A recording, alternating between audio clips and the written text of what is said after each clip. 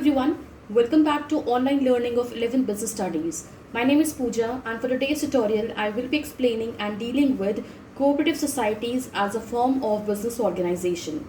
Prior to this tutorial I had covered sole proprietorship, partnership, joint Hindu family business as forms. So for today's tutorial it will be all about cooperative societies. Do remember, once you will be through with this learning of cooperative societies, you will discover it is actually different as compared to any other form. So the cooperative society is a voluntary association of persons who joins together so as to work for a common purpose with the motive of welfare of the members, and its main objective is to protect the economic and social interest of the members and ये minimize करता है exploitation को. So let us understand the real meaning of cooperative society कि वो क्या है actual में. So the word cooperative means working together. So cooperative society में सबसे पहले जो वर्ड आता है cooperative, इसका मतलब क्या होता है, साथ में मिलके यूनाइटेड होके काम करना. एंड क्यों काम करना है, so as to form a common objectives, so as to attain a common objectives. So यहाँ पे cooperative society के फॉर्म पे जो लोग रिलेट करते हैं, एसोसिएट करते हैं या साथ में मिल के स्टैब्लिश करते हैं एक सोसाइटी को, वो कॉमन पर्पस के लिए ही काम करते हैं, which means they have something in common. The cooperative societies is a voluntary association of person, which means जो cooperative society है वो voluntary association है. यहाँ पे आप अगर किसी भी society का part बनना चाहते हो तो it would be entirely your discretion, your choice कि आपको relate करना है या नहीं करना है. कोई भी आपके ऊपर pressure या coercive press या stress आपको नहीं दे सकता, emphasize नहीं कर सकता है कि आपको किसी एक particular kind of society को ही join करना होगा. It would be entirely your discretion and your call. Who join together with the motive of welfare of the members. Do remember कि जब भी हम लोग cooperative society की बात करते हैं तो जो भी member इसके साथ relate करते हैं या connect करते हैं, so definitely ये जो society होती है वो अपने members की welfare के लिए ही काम करती है. Let us assume कि एक cooperative society है जहाँ पे 10 लोग साथ में मिलके कॉमन इंटरेस्ट फैक्टर के लिए रिलेट करते हैं. सो इन 10 के लिए ही वो सोसाइटी जो होगी वो वेलफेयर प्रोवाइड करवाएगी या इनके हित में काम करेगी. They are driven by the motive of और to secure the economic and social interest of the member. तो यहाँ पे जो मेन ऑब्जेक्टिव रहेगा वो डेफिनेटली इस सोसाइटी का या किसी भी कोऑपरेटिव सोसाइटी का ये रहेगा कि वो इकोनॉमिक और सोशल इंटरेस्ट अपने मेंबर्स का मेंटेन करे या उसको प्रोटेक्ट करे. So cooperative is a form of organization wherein people or person voluntarily associate together as human beings on the basis of equality for the promotion of economic interest for themselves. जैसे कि अभी हमने इस चीज़ को पढ़ लिया है, ये दोबारा से वही चीज़ मेंशन है यहाँ पे कि जो cooperative society है वो एक form of organization है, collection of people है, and that too it is your call कि आपको कौन सी सोसाइटी का पार्ट बनना है या नहीं बनना है. इसके ऊपर कोई भी आपका coercive प्रेशर नहीं डाला जाता है. Definitely you can relate with any of the cooperative society जिसका आपको पार्ट बनना है, एंड जिस भी सोसाइटी का आप मेंबर होगे डेफिनेटली वो सोसाइटी जो होगी वो आपके इकोनॉमिक इंटरेस्ट और सोशल इंटरेस्ट के फेवर में ही काम करेगी. Okay, so one thing to note over here is कि यहाँ पे भी एक लॉ जो है वो इम्प्लीमेंट होता है, विच मीन्स जो कोऑपरेटिव सोसाइटी है उसको एक एक्ट रेगुलेट करता है, and that act is your Indian cooperative act 1912, which means ये जो इंडियन कोऑपरेटिव सोसाइटीज़ एक्ट है वो in the year 1912 he establish किया गया था, फ्रेम आउट किया गया था. तो ये जो आपका लॉ है या नॉर्म है, ये जो प्रोविज़न है वो गवर्न करता है the functioning of entire cooperative societies. So cooperative society is compulsory required to be registered under the Cooperative Societies Act 1912, which means अगर आपको एक cooperative society का रोल प्ले करना है या cooperative society को फॉर्मुलेट करना है, फ्रेम करना है, डेफिनेटली आपके लिए यहाँ पे कंपल्सिव फॉर्म पे ये बोल दिया गया है that you have to get registered under the cooperative societies act 1912. अगर आप ये चीज़ नहीं करते हो, अपना रजिस्ट्रेशन नहीं करवाते हो, तो आप यहाँ पे ऑपरेट नहीं कर सकते हो. The process of setting up a cooperative society is simple enough, and at the most time what is required is the consent of at least 10 adult person to form a society, which means जो process है cooperative society को establish करने का वो काफ़ी simple रखा गया है.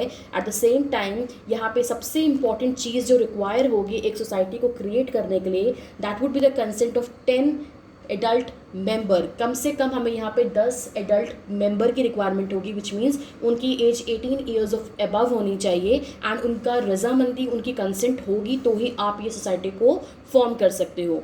The capital of society is raised from its member through issue of shares, which means यहाँ पे जो पैसा लगेगा, जो कैपिटल होगा, जो मनी इन्वेस्ट किया जाएगा इस सोसाइटी की फंक्शनिंग के लिए, that would be contributed bye all of the members, जो कि यहाँ पे अपने कंसेंट से, अपनी रजामंदी से उस सोसाइटी का पार्ट बनने के लिए रेडी हुए हैं।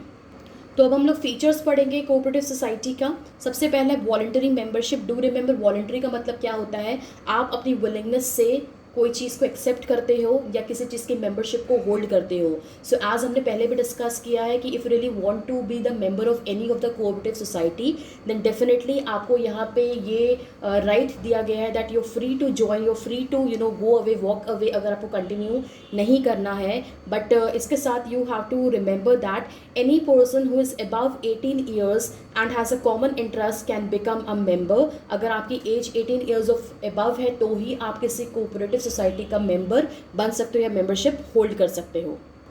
सो there can not be any compulsion for him to join और क्विट अ सोसाइटी। जैसे कि हमने इसके बारे में पहले भी डिस्कस कर लिया है कि अगर हम मेंबरशिप की बात करते हैं कोऑपरेटिव सोसाइटी की, वो वॉलंटरी है, आपकी इच्छा के ऊपर डिपेंड करता है, आपकी विलिंगनेस के ऊपर डिपेंड करता है कि whether you want to be the member और नॉट। आप अगर मेंबरशिप होल्ड करना चाहते हो तो definitely you have an option कि आप किसी भी सोसाइटी के साथ रिलेट कर सकते हो, बट डेफिनेटली आपकी फ्रीडम को यहाँ पे बताया गया है कि आप किसी भी सोसाइटी को ज्वाइन कर सकते हो, and at the same time if you really want to leave that society at any point of time, again this is your desire, this is your call, and यहाँ पे कोई भी compulsion या कोई भी coercive pressure आपके ऊपर नहीं दिया जाएगा इस चीज़ के लिए। and definitely if you really want to if you don't want to serve as a member, तो आपको यहाँ पे एक notice अवेल करवाना होगा कि आप इस सोसाइटी का मेंबरशिप अब दोबारा होल्ड नहीं करना चाहते हो या कंटिन्यू नहीं करना चाहते हो before actually leaving that society. So there is no compulsion to remain a member also. तो कोई कंपल्शन ना सिर्फ ज्वाइनिंग के लिए है और ना ही इसके साथ सस्टेन या रिटेन करने के लिए है। मेंबरशिप जो है वो सबके लिए ओपन है, चाहे आप किसी भी कास्ट के हो, रिलीजन के हो, किसी भी जेंडर के हो। अगर आप यहाँ पे चाहते हो किसी सोसाइटी का मेंबरशिप होल्ड करना तो डेफिनेटली आप कर सकते हो। Next feature is your legal status. So आज हमने डिस्कस किया था कि जो रजिस्ट्रेशन है आपकी कोऑपरेटिव सोसाइटी की, that is compulsory in nature, prevailed और spelled out as per the cooperative societies act 1912। वहाँ पे कंपल्शन हो गया कि आपको रजिस्ट्रेशन करवाना ही पड़ेगा अगर आपको ऑपरेट करना है as your cooperative society. So this accords a separate identity to the society which is distinct from its members, which means जैसे ही आप यहाँ पे अपनी सोसाइटी का एक रजिस्ट्रेशन करवाते हो, सो डेफिनेटली आपकी जो सोसाइटी है वो डिस्टिंक्टिव काइंड ऑफ आइडेंटिफिकेशन को होल्ड करेगी। आपकी पहचान से अलग उसकी पहचान होगी, आपके मेंबर्स की पहचान से अलग उसकी पहचान हो जाएगी। So the society can enter into contracts and hold property in its own name. तो इसके साथ साथ जैसे ही आपको रजिस्ट्रेशन मिल जाएगा आपकी कोऑपरेटिव सोसाइटी का, डेफिनेटली आपकी जो सोसाइटी होगी वो आपके खुद के नाम से, अपने खुद के नाम से जानी जाएगी। सो उसके बाद से वो अपने नाम से कॉन्ट्रैक्ट को एंटर कर सकती है, होल्ड कर सकती है प्रॉपर्टी। कोई भी अगर डिससेटिस्फाइड है तो डेफिनेटली एक केस जो फाइल होगा वो आपकी सोसाइटी के नाम पर होगा। अगर आप डिससेटिस्फाइड हो किसी चीज़ से तो आपकी सोसाइटी किसी और के ऊपर भी केस कर सकती है अपने खुद के नाम से। So this spells out clearly that कि यहाँ पे वो जो सोसाइटी है वो सेपरेट लीगल एंटिटी को एंजॉय कर रही है। एंड ये जो लीगल स्टेटस बेसिकली डिफाइन किया गया है या सजेस्ट किया गया है या फ्रेम आउट किया गया है, that is only a result of the registration of cooperative societies. कोई भी कोऑपरेटिव सोसाइटी उसका रजिस्ट्रेशन अगर हो रहा है तो इसका मतलब क्या है कि उसके सेपरेट लीगल स्टेटस है, सेपरेट लीगल आइडेंटिफिकेशन है। Next is your limited liability. Liability के बारे में हमने पहले भी ट्यूटोरियल्स में बहुत बार डिस्कस किया है कि liability is all about your obligation to pay. So liability दो तरीके की होती है, ये भी मैंने आपको बहुत बार बताया है। पहले आपकी लिमिटेड एंड दूसरी आपकी अनलिमिटेड। सो लिमिटेड का मतलब यहाँ पे क्या होता है कि द एक्सटेंट ऑफ शेयर जो कि आपसे मांगा जा सकता है so as to pay off the डेप्ट ऑफ द फर्म, वो यहाँ पे कन्फाइंड होकर लिमिटेड होगा। बट जब हम लोग अनलिमिटेड की बात करते हैं तो to any of the extent आपसे पैसे डिमांड किए जा सकते हैं या मांगे जा सकते हैं so as to pay off the डेप्ट of the firm. So lucky enough है इस चीज़ के बारे में कोऑपरेटिव सोसाइटी की, उसकी जो लाइबिलिटी होती है वो लिमिटेड होती है, कन्फाइंड होती है। जितने भी मेंबर्स यहाँ पे कोऑपरेटिव सोसाइटी का पार्ट होते हैं उनकी लाइबिलिटी एक्सटेंड होती है किस अमाउंट तक, उसी अमाउंट तक जितना उन्होंने कैपिटल को कंट्रीब्यूट किया होता है। विच मीन्स अगर कोई मेंबर यहाँ पे 1 लाख रुपीज़ के फॉर्म पे कैपिटल को फ्रेम आउट करता है या देता है अपने सोसाइटी के अंदर, तो उससे मैक्सिमम फॉर्म पे हम लोग सिर्फ 1 लाख रुपीज़ ही डिमांड कर सकते हैं, या 1 लाख रुपीज़ की ही एक्सटेंट ऑफ लाइबिलिटी वो होल्ड करेगा, उससे ज़्यादा उसकी लाइबिलिटी होल्ड नहीं होती है।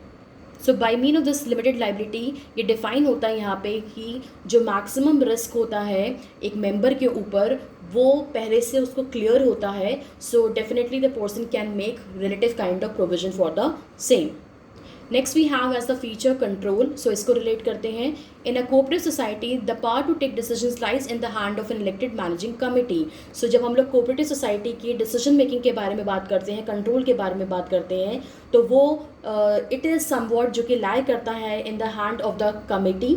सो the right to vote gives a member a chance to choose the members who will constitute the managing committee and this lends the cooperative society a democratic character. Which means यहाँ पे जो managing committee होती है वो decide करती है society के बारे में, बट एज अ मेंबर आपको यहाँ पे राइट दिया जाता है so as to vote, so as to cast a vote, so that आप यहाँ पे जो भी मेंबर्स पार्ट होंगे आपके मैनेजिंग कमिटी का, आप उसको चूज़ कर सको, पिक कर सको। So definitely by mean of cooperative society जब आपके पास राइट टू वोट है तो आप एक डेमोक्रेटिक काइंड ऑफ कंट्रोल को एंजॉय करते हो। नेक्स्ट फीचर है आपका सर्विस मोटिव। जैसे मैंने आपको ट्यूटोरियल के स्टार्टिंग में ही बताया था, बिगनिंग में बताया था कि जब हम लोग कोऑपरेटिव सोसाइटी को पढ़ेंगे तो डेफिनेटली आपको ये समझ में आएगा that it is different from other forms of business. जैसे कि हमने अभी तक सोल ट्रेडरशिप, पार्टनरशिप और joint Hindu family business cover कर लिया है, तो डेफिनेटली जब ये पॉइंट मैं आपको पढ़ाऊंगी, समझाऊंगी, तो आपको क्लियर हो जाएगा कि किस तरीके से वो डिस्टिंक्टिव है, डिफरेंट है। द रीज़न इज़ कि हर एक बिजनेस का जो ऑब्जेक्टिव होता है वो प्रॉफिटेबिलिटी या प्रॉफिट को मैक्सिमाइज करना होता है। Same is for your sole tradership, partnership और your joint Hindu family business. But जब हम लोग कोऑपरेटिव सोसाइटी की बात करते हैं, इसका जो प्राइमरी ऑब्जेक्टिव होता है that is not to secure profitability but that is to provide service. यही चीज़, यही फीचर इसको डिस्टिंक्टिव बनाता है बाकी सारे फॉर्म्स से। सो इस सेगमेंट ऑफ द ट्यूटोरियल में I am going to help you out so as to understand with the merits और द प्लस पॉइंट्स जो कि कोऑपरेटिव सोसाइटी के अंदर मौजूद है एज अ फॉर्म। पहला है equality in voting rights, which means that यहाँ पे एक प्रिंसिपल लीड करता है। वो प्रिंसिपल होता है 1 मैन 1 वोट। तो ये गवर्न करता है आपका कोऑपरेटिव सोसाइटी को। सो जितना भी चाहे अमाउंट आपने यहाँ पे कैपिटल का कंट्रीब्यूट किया हो, चाहे आपने यहाँ पे 10,000 रुपये कैपिटल के फॉर्म पे दिए हों, चाहे लाख रुपए दिए हों, चाहे आपने यहाँ पे 50,000 रुपीज़ दिए हों, irrespective of the capital being contributed by any of the member, यहाँ पे उसको एक राइट मिलता है। वो राइट क्या होता है? Equal voting right. So equal voting right का मतलब क्या है? एक इंसान के पास एक ही वोट है। एंड यहाँ पे by mean of this society, cooperative society, हर एक मेंबर के पास वोटिंग राइट्स होते हैं जो कि वो एंजॉय करता है। विच स्ट्रेट अवे काउंट्स दैट कि यहाँ पे respective of the capital being contributed, चाहे वो ज़्यादा है चाहे वो कम है, सबके पास वोटिंग स्टेटस इक्वल है। नेक्स्ट मेरिट इज जो लिमिटेड लाइबिलिटी, इसको अभी हमने फीचर में ही कंप्लीट किया था कि liability is confined only to the capital contributed by the member. And definitely अगर आपकी लाइबिलिटी यहाँ पे कन्फाइंड है, लिमिटेड है, आपको पहले से नोन है कि कितना आपसे आपकी लाइबिलिटी कितनी है, तो डेफिनेटली वो आपके लिए एक स्टेबल काइंड ऑफ फैक्टर होता है। एंड आपकी जो पर्सनल असेट्स होते हैं वो भी सेफ होते हैं out of being attached so as to meet out the depth of the organisation. इसीलिए काफ़ी ज़्यादा रिलैक्सिंग होता है लाइबिलिटी का लिमिटेड होना या कन्फाइंड होना।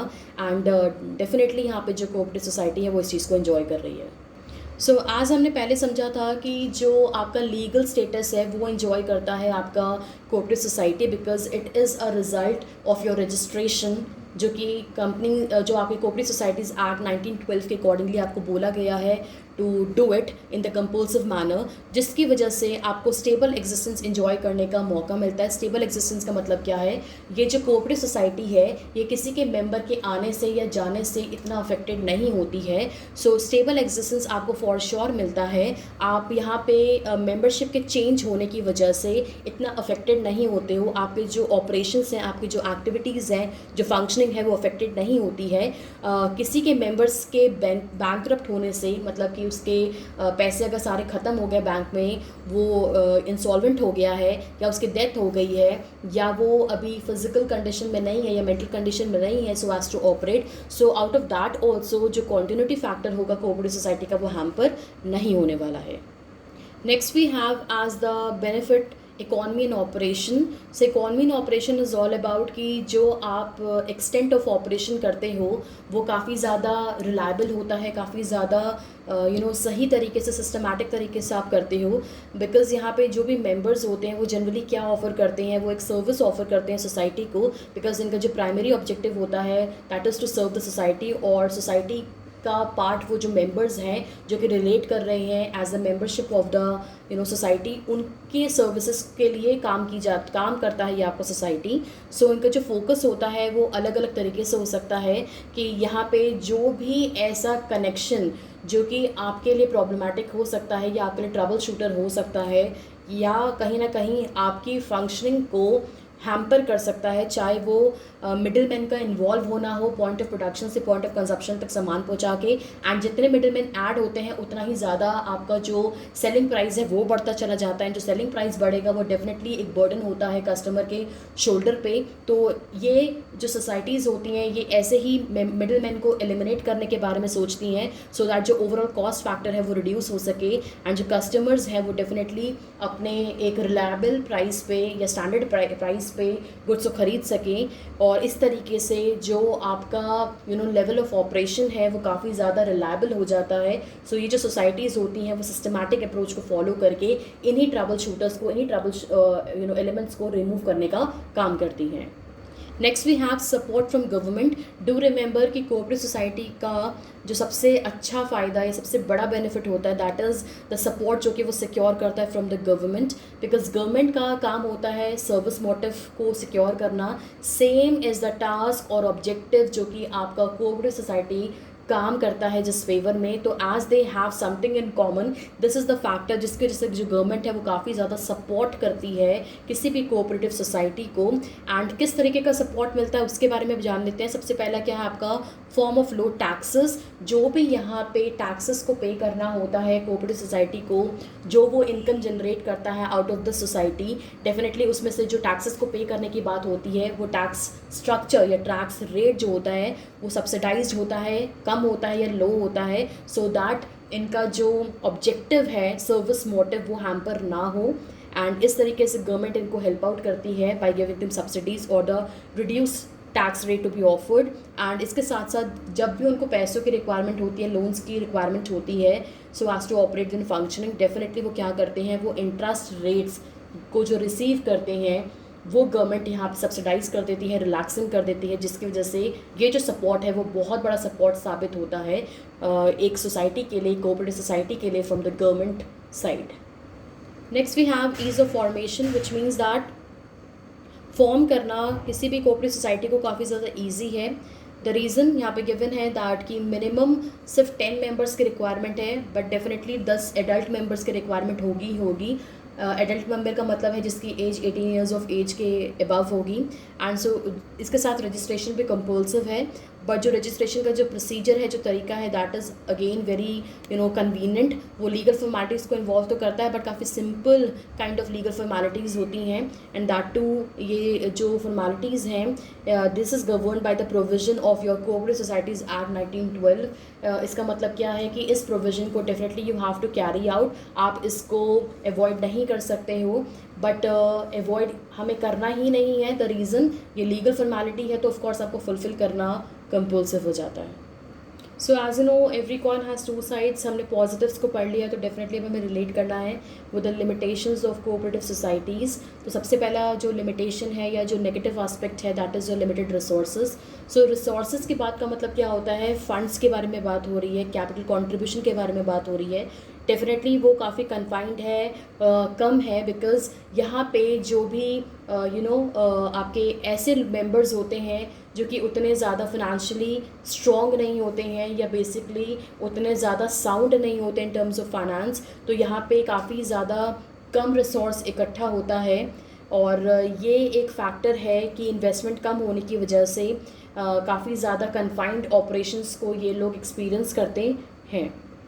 एट द सेम टाइम ये pure profit kind of business नहीं है। सो यहाँ पे जितने भी मेंबर्स ऑपरेट करते हैं, साथ में आके मिल के काम करना इनिशिएट करते हैं, सो वो भी एक लीस्ट काइंड ऑफ सोर्स होता है। वो मेंबर्स को अट्रैक्ट नहीं कर पाता है, वो अपीलिंग फैक्टर जनरेट नहीं कर पाते हैं कि ज़्यादा से ज़्यादा मेंबर्स यहाँ पे ऐड ऑन हो। द रीज़न यहाँ पे जो भी कंट्रीब्यूशन वो देते हैं इन द फॉर्म ऑफ कैपिटल और फंक्शनिंग करके जो भी प्रॉफिटेबिलिटी थोड़ी है बहुत, जो भी प्रॉफिटेबिलिटी आती है उस पर जो भी रिटर्न हम लोग इनको देते हैं, वो रिटर्न जो होता है in the form of dividend वो काफ़ी ज़्यादा कम होता है, कन्फाइंड होता है। सो इसीलिए पॉपुलर सोर्स नहीं है जो कि मेंबर्स को अट्रैक्ट कर सके।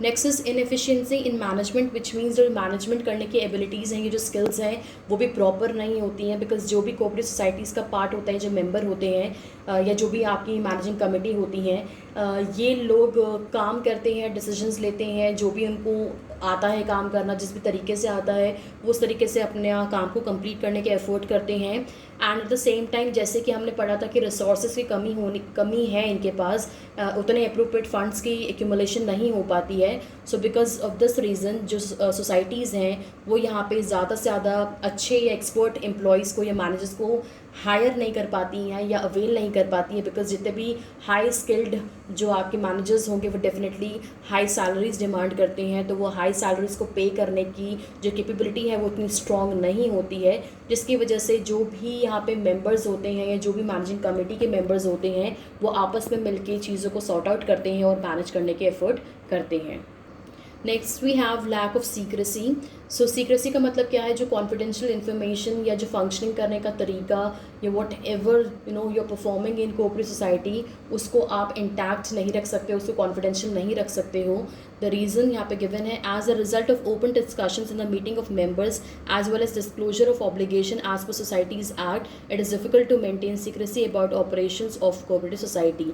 मतलब कि जो कोऑपरेटिव सोसाइटी एक्ट 1912 है वो यहाँ पे क्लियरली स्पेल आउट करता है that you have to publish और you have to basically supply जो भी यहाँ पे आप काम कर रहे हो, कैसे कर रहे हो, कितना आपकी फंडिंग है, कैसे आपकी फंडिंग है, कितने आपने प्रॉफिट जनरेट किया है, कहाँ कहाँ पे आप काम कर रहे हो, कैसे काम कर रहे हो, ये सारी फुल फ्लेज इन्फॉर्मेशन आपको सप्लाई करनी होती है to the government as per the provision of your societies act. And ये जो क्लॉज 7 है उसने ये चीज़ सजेस्ट करी है। सो डेफिनेटली आपके जो सीक्रेसी होती है, जो आपकी कॉन्फिडेंशियल इन्फॉर्मेशंस होती हैं वो सिर्फ आप तक नहीं रहती हैं, वो लीक आउट हो जाती हैं। Next is a government control. So in return of the privilege offered by the government, cooperative societies have to comply with several rules and regulations related to the auditing of accounts, submission of accounts, interference in the functioning of the cooperative organization through control exercised by sales cooperative, state cooperative department also negatively affect the freedom of operation. So government का definitely यहाँ पे interference and control रहता है when we talk about your cooperative society's functioning। जो भी favour वो करता है, चाहे वो सिंपल प्रोसीजर ऑफर करना in terms of the registration या इंटरेस्ट रेट आपसे रिलैक्सिंग चार्ज करना या सब्सिडाइज रेट्स पे आपको टैक्सेस को पे करने के लिए कहना, ये सारी चीज़ें जब वो फेवर करता है तो डेफिनेटली जो भी यहाँ पे रूल्स रेगुलेशंस होते हैं जो कि गवर्नमेंट आपको स्पेल आउट करता है so as to run the cooperative society, वो आपको मानना पड़ता है। चाहे वो बुक्स ऑफ अकाउंट्स को ऑडिट करना, उसको स्क्रूटनाइज करना, उसको चेक करने की बात हो, जैसे कि जो बुक ऑफ अकाउंट्स, जो भी आपका बैलेंस शीट है, जो भी आपकी प्रॉफिटेबिलिटी है, उसको ऑडिट करने का जो काम होगा वो गवर्नमेंट यहाँ पे करेगी, वो कर सकती है। सो इस तरीके से या कभी भी वो आपसे बुक ऑफ अकाउंट्स को सबमिट करने के लिए बोल सकती है। सो बाय मीन ऑफ दिस काफ़ी ज़्यादा इंटरफेरेंस या पोकिंग रहती है आपकी गवर्नमेंट की आपके काम में, which is definitely not a good thing for you. Next is difference of opinion. अलग अलग लोग साथ में मिलके काम करना इनिशिएट करते हैं, मेंबरशिप को होल्ड करते हैं कोऑपरेटिव सोसाइटी के अंदर। सो डेफिनेटली यहाँ पे इंटरनल डिसएग्रीमेंट काफ़ी ज़्यादा होती है। जैसे मैंने आपको बताया कि मिनिमम 10 एडल्ट मेंबर की रिक्वायरमेंट होती है कोऑपरेटिव सोसाइटी को फॉर्म करने के लिए। तो डू अंडरस्टैंड दिस कि जब अलग अलग 10 लोग या 10 से ज़्यादा लोग मिलके काम करेंगे डेफिनेटली एक म्यूचुअल कंसेंट पे राइज होना या म्यूचुअली एक चीज़ को डिसाइड करना काफ़ी ज़्यादा डिफिकल्ट हो जाएगा, as they all have the voting rights, they all have the active participation in the management affairs, then for sure उनको सुनना भी ज़रूरी है, उनको आप इग्नोर भी नहीं कर सकते हो। सो इस चीज़ के लिए काफ़ी ज़्यादा मुश्किल हो जाता है। द रीज़न सबकी ओपिनियन अलग अलग होती है, सबके बिलीव्स अलग अलग होते हैं और सबके इंटरेस्ट फैक्टर को साथ में लेके काम करना काफ़ी डिफिकल्ट और चैलेंजिंग हो जाता है। Now it's time to cover types of cooperative societies की कौन कौन सी कोऑपरेटिव सोसाइटीज़ रेगुलेट करती हैं या फ्रेम आउट होती हैं so as to provide assistance. सबसे पहला है आपका consumer cooperative societies. So consumer cooperative societies are form to protect the interest of consumers. So यहाँ पे जो कंज्यूमर कोऑपरेटिव सोसाइटी है वो डेफिनेटली इसीलिए बनी है बिकॉज जो कंज्यूमर्स के जो इंटरेस्ट फैक्टर है उसको सेफगार्ड करने के लिए सोसाइटी काम करती है। जो भी मेंबर्स यहाँ पे पार्टिसिपेशन करते हैं ऑफ दिस सोसाइटी, डेफिनेटली वो यहाँ पे इसीलिए पार्टिसिपेट करते हैं बिकॉज वो एक्सप्लॉयटेशन जो कि मार्केट में होता है कंज्यूमर्स के साथ उसको एक्सपीरियंस नहीं करना चाहते हैं। सो उस चीज़ के लिए ये सोसाइटी काम करती है। एंड स्पेसिफिकली अगर हम कंज्यूमर कोऑपरेटिव सोसाइटी के बारे में बात करें तो वो अपने मेंबर्स को ऑफर करती हैं अच्छी क्वालिटी ऑफ गुड्स को, that to at reasonable prices. जो मार्केट में आपसे अननेसेसरी प्राइजेस चार्ज किए जाते हैं या हाई प्राइजेस चार्ज किए जाते हैं, सो बेनिफिट इन मेंबर्स को क्या मिलता है कि वो अच्छी क्वालिटी ऑफ गुड्स को एट रीजनेबल प्राइजेस सिक्योर करते हैं। और ये चीज़ कैसे पॉसिबल होती है इसको अंडरस्टैंड कर लेते हैं। ये जो सोसाइटी है वो ये एम करती है कि जितने भी मिडिल मैन इन्वॉल्व हैं पॉइंट ऑफ प्रोडक्शन से लेके पॉइंट ऑफ कंजप्शन तक सामान पहुंचाने के लिए, जितने लोगों की आप हेल्प ले रहे हो, जितने मिडिल मैन आप इन्वॉल्व कर रहे हो, उतना ही आपको इनको कमीशन देना पड़ेगा। जितना कमीशन आप इनको ऑफर करोगे उतना ही आपका मार्केट प्राइस या selling price of the product high हो जाएगा। जब मार्केट प्राइस और सेलिंग प्राइस हाई हो जाएगा तो डेफिनेटली ये जो सेलिंग प्राइस हाई हो गया है ये कौन पे करेगा? ये आपका कंज्यूमर ही पे करेगा। एज अ कंज्यूमर आप ही पे करोगे। सो जो चीज़ 20 रुपये पे बन सकती है वो आपके तक पहुँचते पहुँचते 30 रुपये की या 35 रुपीज़ की हो जाती है। सो इसी क्रक्स को या इसी एसेंस के ऊपर काम करता है आपका कोऑपरेटिव सोसाइटी, जो कि एलिमिनेट कर देता है वो सारे मिडिलमैन को जो कि एक्सेसिव फॉर्म पे कमीशंस को एडअप कर करके उसके प्राइस को बढ़ा देते हैं, कमोडिटी के प्राइस को बढ़ा देते हैं फ्रॉम 20 से लेके 35 तक। तो जब ये मिडिलमैन रहेंगे ही नहीं तो डेफिनेटली यहाँ पे जो कोऑपरेटिव सोसाइटी है वो अपने मेंबर्स को quality goods at reasonable prices offer कर पाएगी। अब इससे ये चीज़ कैसे पॉसिबल है? ये जो कोऑपरेटिव सोसाइटी होती है वो क्या करती है, वो लमसम क्वांटिटी में लार्ज क्वांटिटीज़ में डायरेक्टली जाती है होलसेलर के पास, विजिट करती है और उनसे बल्क क्वांटिटी में सामान खरीद लेती है, लॉट्स में सामान खरीद लेती है। और यही सामान वो क्या करती है, वो अपने मेंबर्स को जो कन्फाइंड या जो होलसेल प्राइजेस होते हैं उस पर ऑफ़र करती है, जिसकी वजह से उनका जो सेल्स होती है वो भी बढ़ जाती है और जो मेंबर की नीड होती है वो भी पूरी हो जाती है। एंड इफ इन केस इस ट्रांजैक्शंस के थ्रू अगर ये कोऑपरेटिव सोसाइटी पैसे कमाती है, प्रॉफिट अर्न करती है, तो ये प्रॉफिट भी वो डिस्ट्रीब्यूट करती है अपने मेंबर्स में। और वो कैसे करेंगे? जो भी उन्होंने कैपिटल को कंट्रीब्यूट किया होता है उस प्रोपोर्शन में इंडिविजुअल मेंबर्स को यहाँ पे वो जो प्रॉफिट जनरेट हुआ होता है आउट ऑफ दीज ट्रांजैक्शंस वो ऑफर कर दिया जाता है। Next we have producers cooperative societies. So ये जो सोसाइटीज़ हैं वो सेटअप होती हैं so as to protect the interest of small producers. जो छोटे छोटे प्रोड्यूसर्स होते हैं उनके इंटरेस्ट फैक्टर को सिक्योर करता है आपका producers cooperative societies. As a producer definitely आपका एम क्या होता है कि जो भी सामान आपने बनाया है वो मैक्सिमम कस्टमर्स तक या कंज्यूमर तक पहुँचे। आपका जो प्रोडक्शन है जो वो आपने किया है वो सेल्स में कन्वर्ट हो और आपको कैश या आपको पैसे मिले या आपको प्रॉफिट जनरेट हो। बट जो स्मॉल प्रोड्यूसर्स होते हैं वो काफ़ी एक्सप्लॉयटेशन को एक्सपीरियंस करते हैं, तो इस एक्सप्लॉयटेशन को रिमूव करने का काम जो होता है वो प्रोड्यूसर कोऑपरेटिव सोसाइटीज़ करती हैं। The member comprises of producers desires of procuring input for production of goods to be meet the demand of the consumers. The society aims to fight against big capitalists and enhance the bargaining power of the small producers. It supplies raw material, equipment and other input to the members and also buy their output for sale. So यहाँ पे क्या conclude हुआ है कि जो producers cooperative societies हैं वो यहाँ पे सपोर्ट करती हैं स्मॉल प्रोड्यूसर्स को, एंड जो कॉम्पिटिशन उनको या एक्सप्लॉयटेशन उनको एक्सपीरियंस करना पड़ता है लार्ज बिग बिजनेस हाउसेस से, उसको कम करने का काम भी ये कोऑपरेटिव सोसाइटी करती है। कैसे करती है? जो भी रॉ मटेरियल की रिक्वायरमेंट या जो भी इनपुट की रिक्वायरमेंट या जो भी इक्विपमेंट की रिक्वायरमेंट स्मॉल प्रोड्यूसर्स को होती है, वो काफ़ी रिलायबल रेट्स पे या काफ़ी रीजनेबल रेट्स पे उनको प्रोवाइड करवाती है। एंड जब ये चीज़ें उनके पास पहुंच जाती हैं इनपुट के फॉर्म पे, वो सामान को प्रोड्यूस करना इनिशिएट करते हैं। और वंस एक बार प्रोडक्ट को बना लिया जाता है, कमोडिटी को प्रोड्यूस कर लिया जाता है, उसके बाद ये जो प्रोड्यूसर्स कोऑपरेटिव सोसाइटीज़ हैं वो क्या करती हैं, वो इनको खरीदती हैं और उसके बाद उनको मार्केट तक पहुंचाती हैं और सही प्राइस पे गुड्स को मार्केट तक पहुंचाने के बाद सेल ऑफ करती हैं, सो दैट जो आपका स्मॉल प्रोड्यूसर्स हैं उनको सही दाम मिले उनके सही प्रोडक्शन के लिए। Next we have farmers cooperative societies. So ये जो सोसाइटीज़ हैं वो स्टैब्लिश होती हैं, जैसे कि नाम सजेस्ट कर रहा है, so as to protect the interest of the farmers, so as to produce better inputs और so as to provide the better inputs और that to at a reasonable cost. जो फार्मर्स हैं उनकी प्रोडक्शन डिसाइड करती है कि उनका sales कैसा होगा, उनकी प्रॉफिटेबिलिटी कैसी होगी। सो प्रोडक्टिविटी को बढ़ाने के लिए जो भी इनपुट्स की रिक्वायरमेंट होती है, अगर कोई फार्मर के पास वो इनपुट नहीं है, बिकॉज काफ़ी कॉस्टली दामों पे या प्राइसेस पे वो आपको अवेल हो रहा होता है in the market, so farmers cooperative society अपने मेंबर्स के लिए क्या कर रही है, वो बेटर इनपुट्स को सिक्योर करवाती है, that to at a reasonable cost factor. The member comprise of farmers who wish to jointly take up the farming activities. यहाँ पे वो मेंबर्स पार्टिसिपेट करते हैं या पार्ट करते हैं या फॉर्म करते हैं कोऑपरेटिव सोसाइटी का, जो कि यहाँ पे साथ में मिलके फार्मिंग एक्टिविटीज़ को कैरी आउट करना चाहते हैं। The aim is to gain the benefit of large scale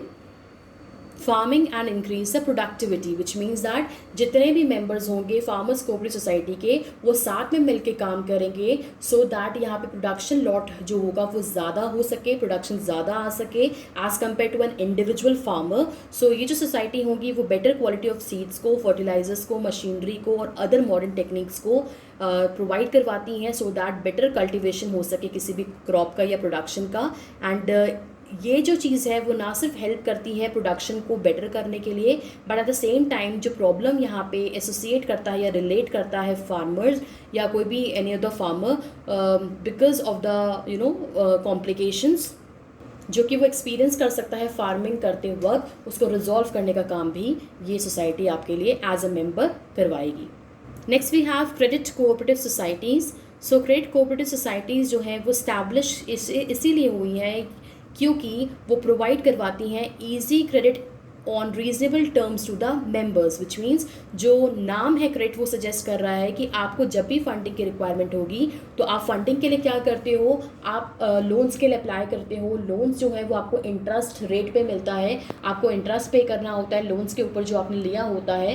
and that to कि जो फाइनेंशियल इंस्टीट्यूशंस जो बैंक हैं वो काफ़ी ज़्यादा हाई इंटरेस्ट रेट पे आपको पैसा प्रोवाइड करवा सकते हैं। सो इस एक्सप्लॉयटेशन को आप रिलेट ना करो, एक्सपीरियंस ना करो, इसीलिए you can be the part of credit cooperative societies. So ये जो मेंबर्स होते हैं इस सोसाइटी के, उनको ईजी इंस्टॉलमेंट्स के फॉर्म पे या ईजी क्रेडिट के फॉर्म पे या रीजनेबल टर्म्स एंड कंडीशंस या इंटरेस्ट रेट के फॉर्म पे जो पैसे हैं वो मिल जाते हैं। The members comprise of person who seeks financial help in the forms of loans. यहाँ पे वही लोग पार्टिसिपेट करते हैं, वही मेंबर्स बनते हैं जिनको पैसों की मदद करने की रिक्वायरमेंट होती है या पैसों की नीड की रिक्वायरमेंट होती है in the form of loans to be taken. The aim of such society is to protect the member from the exploitation of lenders who charge high rates of interest on loan. तो यहाँ पे ये जो society है वो इसलिए काम करती है कि वो अपने मेंबर्स को यहाँ पे हेल्प आउट कर सके, so as to avoid the exploitation जो कि वो लेंडर्स के थ्रू एक्सपीरियंस कर सकते हैं। जो लेंडर्स उनको हाई रेट ऑफ इंटरेस्ट पे पैसा प्रोवाइड करवाते हैं, उनके पास ना जाके अगर ये मेंबरशिप यहाँ पे लेते हैं या मेंबर बनते हैं यहाँ पे क्रेडिट कोऑपरेटिव सोसाइटी का, डेफिनेटली इनको लोन्स जो हैं वो सब्सिडाइज इंटरेस्ट रेट्स में मिल जाएंगे और इनका जो पर्पस होगा वो भी पूरा हो जाएगा। अब क्वेश्चन यहाँ पे ये आता है कि ये जो सोसाइटी है वो किस तरीके से लोन देती है। As I told you earlier कि जितने भी मेंबर्स होंगे वो डेफिनेटली यहाँ पे कैपिटल को कंट्रीब्यूट करेंगे जब वो मेंबरशिप को होल्ड करेंगे, मेंबर बनेंगे किसी भी सोसाइटी का। तो ये जो कैपिटल एक्यूमुलेट होता है या इकट्ठा होता है, इसी कैपिटल अमाउंट को यूज़ किया जाता है उन मेंबर्स को हेल्प आउट करने के लिए जो कि कोऑपरेटिव सोसाइटी का पार्ट होते हैं एंड उनको कोई भी फाइनेंशियल हेल्प की रिक्वायरमेंट होती है, तो इसी फंड से इनको लोन ऑफर किए जाते हैं। That to at a subsidise interest rate factor. Last जो है type of cooperative society, that is your housing societies, cooperative housing societies. So cooperative housing societies are established so as to help people with limited income to construct houses at reasonable cost. तो जैसे नाम suggest कर रहा है कि जो आपका cooperative society होगा, that too I am talking about housing societies, वो इसीलिए इस्टेब्लिश करी जाती हैं ताकि जो भी मेंबर्स यहाँ पे कम इनकम को होल्ड करते हैं और अपना घर नहीं बना पाते हैं, वो पैसों की कमी की वजह से उनका घर नहीं बनता है. सो बाय होल्डिंग द मेंबरशिप और actively participating in this kind of society, आप क्या कर सकते हो, आप अपना घर बना सकते हो, that to at reasonable cost factor. The members of these societies consist of person who basically aims to secure the residential accommodation at lower cost. तो यहाँ पे वो मेंबर्स पार्टिसिपेट करते हैं जिनका एम होता है अपना घर बनाना, that to at reasonable price factor और the loan factor.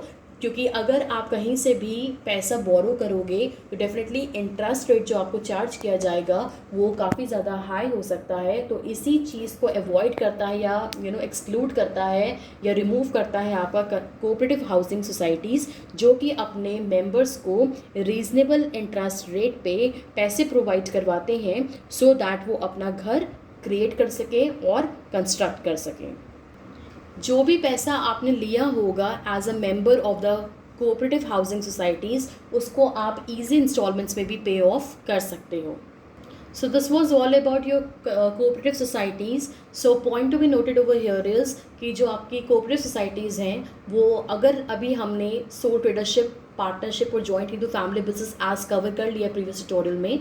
So definitely ये थोड़ा सा डिस्टिंक्टिव वे में ऑपरेट करता है. इनका प्राइमरी ऑब्जेक्टिव होता है सर्विस प्रोवाइड करवाना to the members of the societies. And do remember कि ये जो सोसाइटीज़ हैं ये गवर्न करता है या स्पेल आउट होता है by the cooperative societies act 1912, जहाँ पे registration of any kind of society is compulsive in nature and जिसकी वजह से इनका लीगल स्टेटस इनको डिस्टिंक्टिव फॉर्म पे मिलता है. So that's all for today's tutorial. Thank you so much.